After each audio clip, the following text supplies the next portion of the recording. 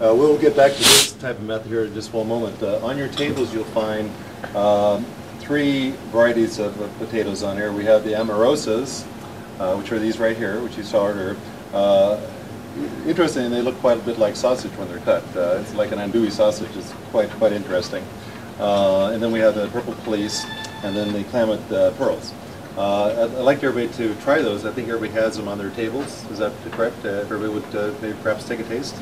These were just a little bit of olive oil, a little salt and pepper, and a little bit of garlic. Of course, any seasoning you'd like to have is all. The next item, and I see they're passing around here, is that you're also being presented with a little cup of the purple police in a soup.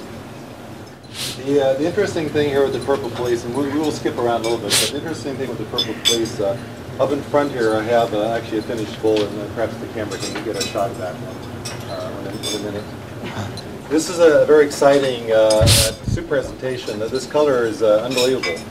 In the culinary field, this is just it's just something you don't normally see, but it's quite an interesting color. And this is a very simple preparation. This is just a little bit of vegetable stock, a little garlic, and potatoes and water. That's it. There's nothing else in there. So you're already tasting most of those flavors of the potato itself. Again, with a little bit of garlic.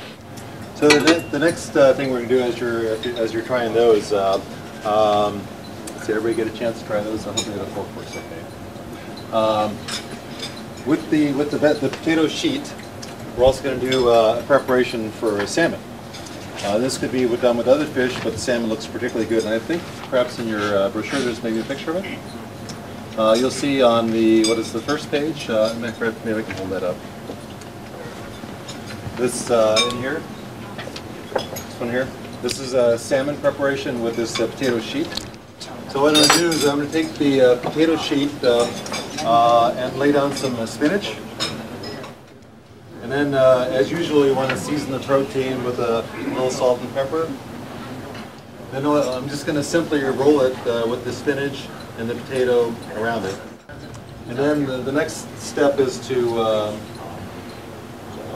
so we have the salmon rolled up, and what you essentially have is the potato, again, behaving in a different form. It's become a wrapping now for an item. So in a normal sense, it's quite hard to do that in a different sense, but you would take it and now grill it, and the potato cooks relatively quickly. By the time the potatoes cook, the salmon is cooked perfectly in terms of being nice and pink inside and not overcooked. The thickness of the potato has a lot to do with the thickness of the salmon. If the salmon is very thick, and like say this, then maybe 3 wraps would be about right, maybe 4. If the salmon's thinner, then maybe 2 wraps is plenty. So you would now grill this either on a flat top, say on a kitchen griddle. You could oven bake it, no problem, maybe a little bit of butter on it, or you can pan fry it. The important thing is that you want to make sure that the potato is cooked on all sides. So if you put on the grill, you want to flip it. It's quite a good idea to cover it as well, because then the steam from the fish and the vegetables will help cook the potato. How do you cover? Well, in a kitchen, use like a lid or a pie tin or something like that. Oh, you mean cover the entire? Yeah, exactly. Oh, okay. While it's on the grill. Oh, okay. It just helps steam it.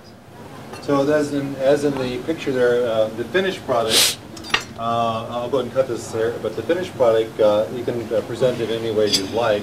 I like to do it like a dice cut. Maybe Renee can just hold that up, maybe for the camera perhaps. Yeah.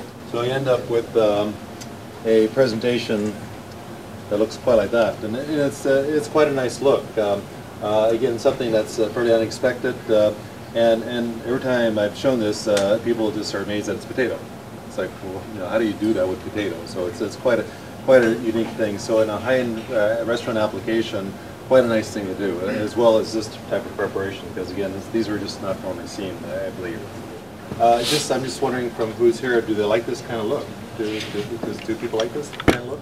Yeah.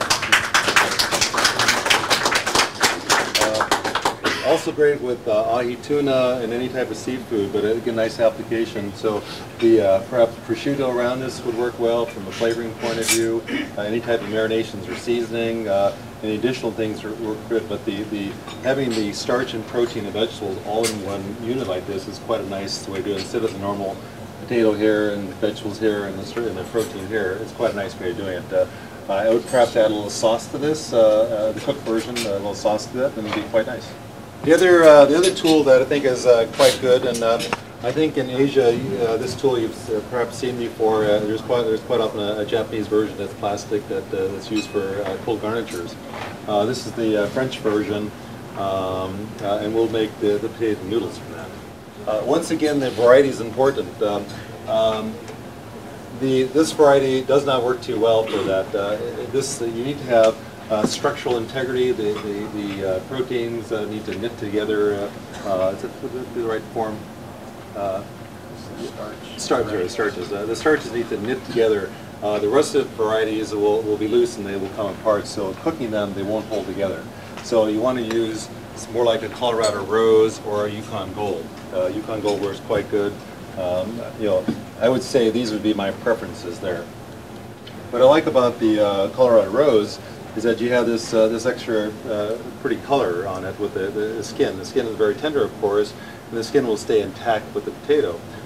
With the russet varieties, the skin will come off, so it's quite nice to have this type where the skin really stays on. So you would turn this potato on here until you have these ribbons, and they are quite long. And then, because these are quite thin, they would take just a very, very quick application to hot water, and then a little bit of sautéing with perhaps some garlic and seafood like shrimp and shiitake mushroom and so on. Very light version, but makes great pasta. However, the russet version, this type here, this potato works great in a fry application because this will crispen up very nicely because of high solids. So the application also in the brochure here, maybe Renee can hold that up, and we'll have a bit of a sample here in a moment. This application, or perhaps even on the front here. This application here is what I've done is I've taken the tenderloin of beef and a quick searing, and you essentially cook it to almost the doneness that you want to finish with. So if it's medium rare as an example, just about medium rare. And then you would take the thin russet skin, or potato, and then wrap it around it. And then the finished process is taking the tenderloin of beef and giving it a quick deep fry to crispen the potato. And it just takes maybe 30 seconds to a minute. It also enhances the color of the tenderloin because it makes a very beautiful brown color, kind of caramelized on the outside.